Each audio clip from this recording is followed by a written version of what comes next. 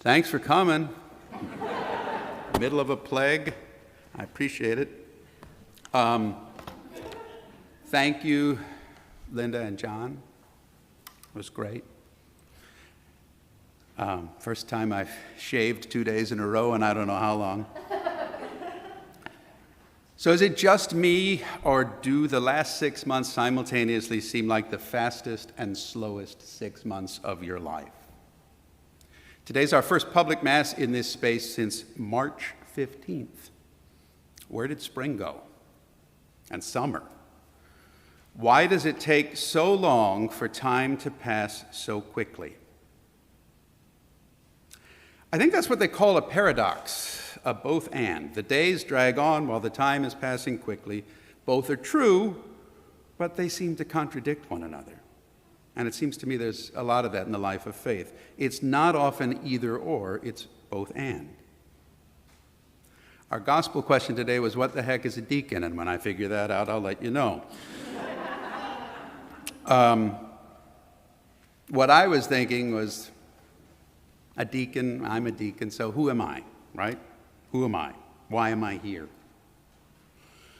Well, maybe we should start with what the prophet Jeremiah said in our first reading today. You duped me, O Lord. I let myself be duped. In today's first reading, Jeremiah was not happy. He's angry about the message that God has called him to deliver, and that gets him in some trouble with the authorities. But on the other hand, he just can't help himself. He really does want to do what he's been called to do. He does what he has to do. He says what he has to say, even if it means being beaten, being thrown into a pit to die, just having some generally rotten experiences. Now, I don't mean to compare what Jeremiah went through to what one goes through during 5 years of diaconate formation, but I have occasionally cried out these last 5 years, you duped me, O Lord. And I don't want to speak for my wife, Ginny, either, but it wasn't a walk in the park for either of us.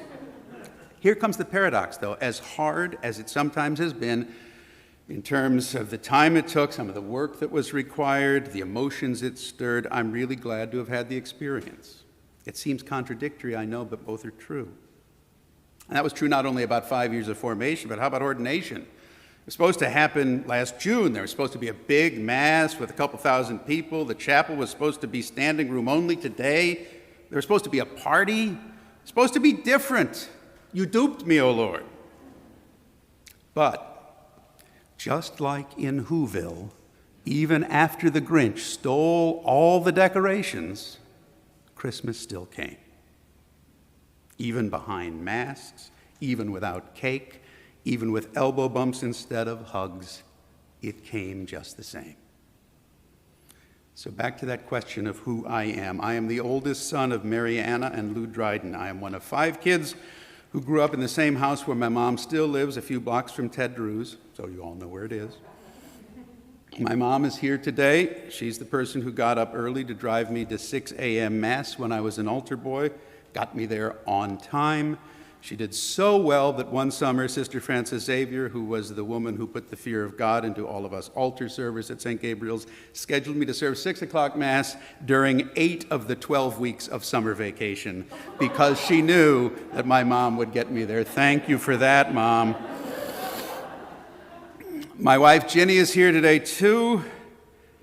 Though Mom and Dad raised me as a Catholic, and though I did seriously consider the seminary during those altar boy days, Ginny's the main reason I'm involved in the church today. She was raised as a Methodist.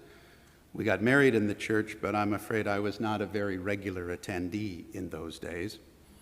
But we signed the papers that we said we'd raise our kids Catholic, and when she got pregnant with our son Jack, she decided to learn more about what was going on with all of our Catholic stand-up, sit-down, fight stuff during Mass, and she signed up for the RCIA program in our parish to learn more about the church and maybe even join up. And my mom was her sponsor.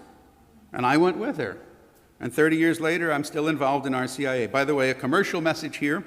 We have no idea how we're going to do it this year, but we're going to try to do RCIA. So if you know anybody who would like to become Catholic, have them give me a call. We're going to figure out something. Our kids, by the way, are not here this weekend. Our son Jack is in the Pacific Northwest, and with the virus being what it is, we didn't want him to take a long flight here and a long flight back. And our daughter Abby was planning to come down from where she lives in Chicago, but after spending a weekend in a high-risk state like Missouri, she would have had to miss work for 2 weeks to quarantine when she got back. So I miss both Jack and Abby a lot. I hope that they're watching on the live stream or will watch on tape later because they're probably sleeping now. But I am also brokenhearted that two of the people I love most in the world can't be here, which is another paradox. On this ambo are some candles that aren't normally here. They represent some others I missed today. One is for my Uncle Jim. I'm named after Jim. He had intellectual disabilities. He sold newspapers at the corner of Jameson and Chippewa for many years, and he was my friend. The other white candle is in memory of my dad.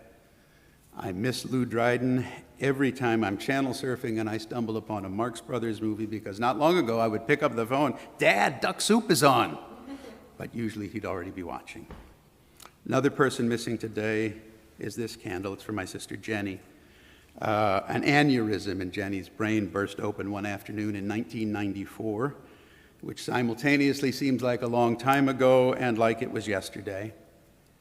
I went to her grave this week, I guess, to seek a blessing or something, and I was standing there looking at the headstone, just kind of staring, lost in thought, when my fancy Apple Watch here started vibrating. And it was a message from this app that's called God Moments. It sends an inspirational phrase once or twice a day. And 4 words were looking up at me from the watch when I looked to see why it was vibrating, and those words were, "Thy will be done." That goofy computer-generated random message may be as good a way as any to explain why I'm here. Somehow, I feel called, trying to do God's will. As was the case with Jeremiah, Ginny and I haven't always been happy about that call, but we've tried to be faithful. I first thought about becoming a deacon shortly after Jennifer died, but our kids were way too little then. Several years later, a good friend from my small faith community became a deacon. It's called a Renew group. Some of our Renew members are here today. It's kind of like what we would call a core community here at the CSC. And when my friend Tom became a deacon, well, I figured, how hard could it be?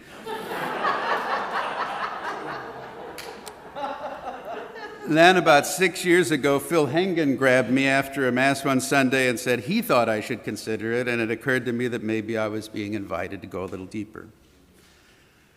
So I made it through formation using the skills I acquired when I used to be a jogger before my back decided to disagree. Some days were better than others. Some were beautiful, like this morning. Some were rainy. Sometimes it was cold, but I kept showing up, putting one foot in front of the other, one step at a time. Eventually, I made it through 3 marathons and 5 years of deacon classes. So that's the short version of who I am and why I'm here. But who are you? Why are you here? Well, perhaps Jeremiah speaks for you too. You've been duped. I know pieces of your individual stories, but in general, here's my blanket statement about everyone in this chapel and outside on the patio right now. You are wonderfully made. One of God's masterpieces, or as one of my spiritual mentors might say, you are right now everything God hoped for when God made you. That's just true. Doesn't mean you're perfect or that you're sinless, but it's possible to be both a masterpiece and broken at the same time. Which brings me to the question of why we're here, and let me suggest this. We need each other. In our brokenness, we need the grace that comes from community. A community helps when you're trying to be faithful. Thy will be done.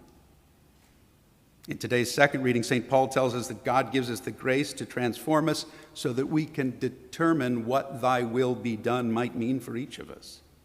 And then there's today's gospel in St. Peter. If you remember last week, you'll recall there was a pretty big moment for Peter. You know, Jesus asked the apostles, "Who do you say that I am?" And Peter aced that quiz, man. You are Christ, Son of the living God. But this week, Peter messes it all up. Jesus starts talking about suffering, and Peter objects, and Jesus utters that famous phrase, "Get behind me, Satan." In a mere 3 verses of that gospel, Peter goes from getting the keys to the kingdom to becoming an obstacle to Jesus. But he doesn't lose the keys. He still was the rock on whom the church was going to be built, but he was human. He didn't always get it, same as we don't often get it. We don't get why things hurt sometimes. We don't get why ordinations happen in the middle of a plague. We don't get why innocents suffer while guilty people seem to get away with things. We don't get how a microscopic virus can change the world overnight, or what purpose, if any, is served by trying to avoid virtually all human contact. Those of us who are married or parents, we don't get how one minute we can feel totally devoted to our spouse or our kid before kind of thinking in our heads, well, how hard could it be to hide the body?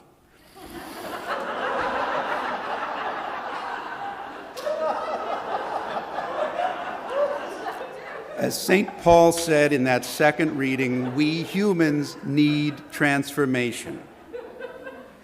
Part of my transformation was 5 years of deacon classes. For you, maybe it's exercise or reading or prayer or yoga or something that focuses you on what you need to do. Maybe it's another 24 hours of sobriety.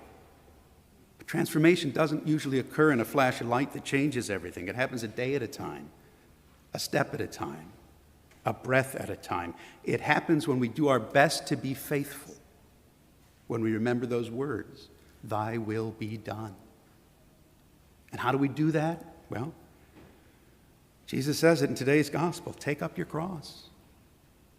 Take up your cross. We all have crosses. Maybe it's illness, maybe it's debilitating depression, maybe it's fear for yourself or your loved ones, or worry that someone you love may not be safe because of their skin color or their sexuality. Crosses are painful. They have the capacity to break us. But when we take up our crosses and embrace that brokenness, well, there's something about bringing all of it together and putting it all in one place that makes it a little more bearable. So who am I? Who are we? How's this for an answer? We are walking contradictions, broken people in whom God delights in spite of our brokenness, maybe even because of our brokenness. And on good days, we remain faithful, in part by remembering the words that stared up at me from this watch a few days ago and echoed in my head yesterday during ordination. Thy will be done.